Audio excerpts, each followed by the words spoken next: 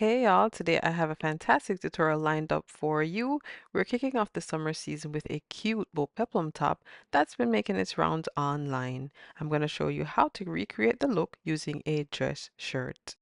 I'll be using this shirt for the tutorial. It's actually a women's blouse, but you can use a men's shirt as well. Try to stick to one that's around your size so you won't have to do a ton of alterations. Alright, so grab a shirt and let's get started.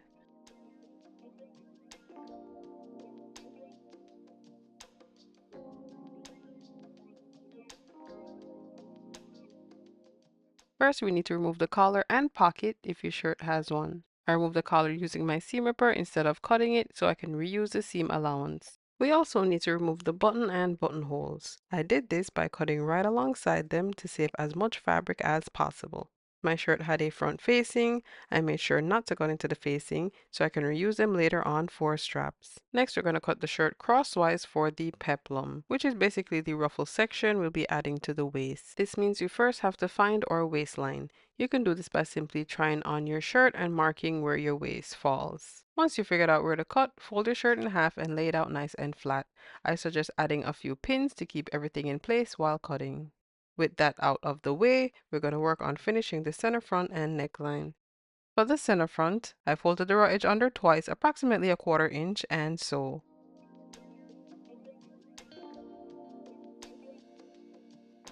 Moving on to the neckline, I had to finish it in 2 parts because the shirt had a yoke, so the back of the neck was double layered.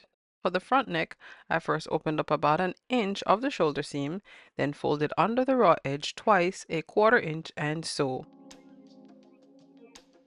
And of course, you'll do this for both sides of the front neck. In the back, I wanted it to blend in seamlessly with the front, so I removed the excess, leaving a 1/2 inch at the shoulder seam for allowance before tapering it off. I drew my cut line on one side, then fold the back neck in half to cut both sides at the same time.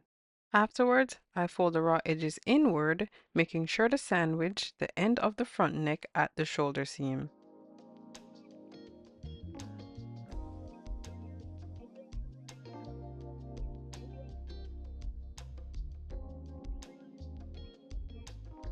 When sewing, I started from the section of the shoulder seam that I undid and stopped on the other side as shown. That's it for the neckline. I just give it a quick press after, which I recommend doing as you go along.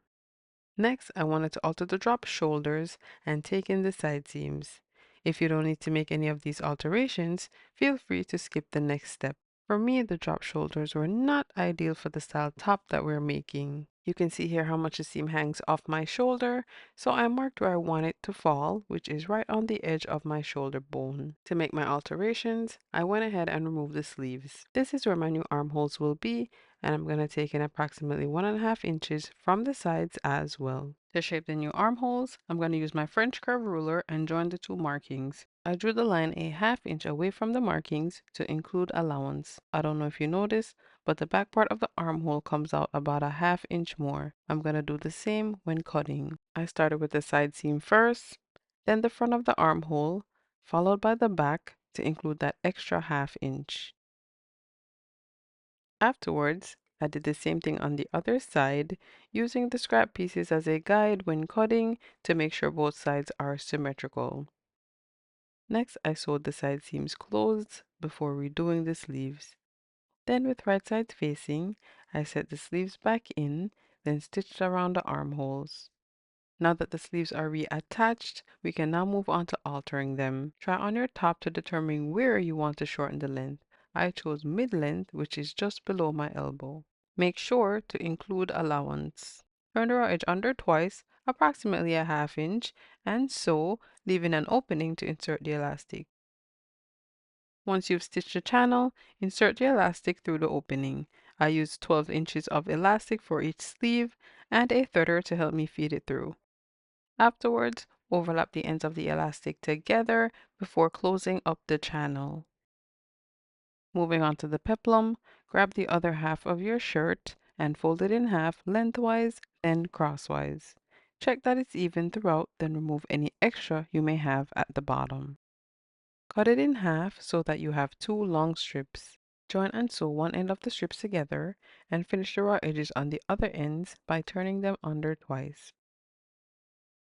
After that, go ahead and finish the hem as well and sew 2 rows of basting stitch at the top to gather the fabric.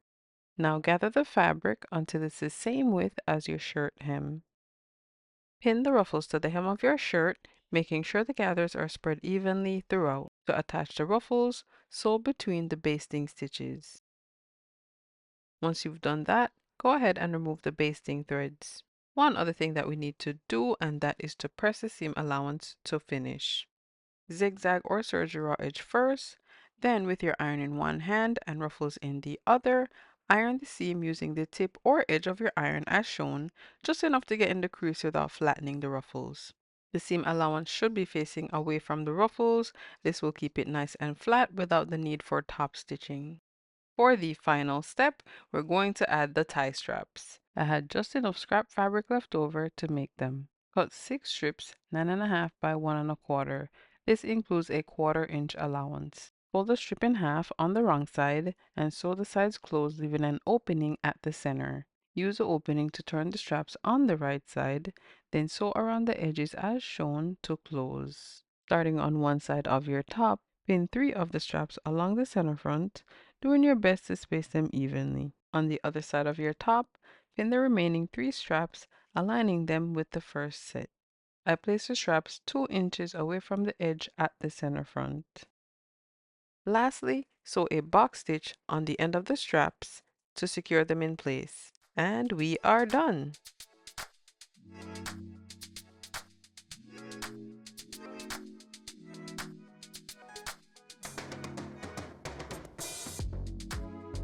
You can add your own spin to this tutorial, whether it be using a different color for the bows or even foregoing the peplum. Whatever you decide, I'd love to see your version. If this is the kind of content that you like and want to see more of, then be sure to hit that like button and subscribe because I have some fantastic tutorials in store that you don't want to miss. Stay stylish until next time.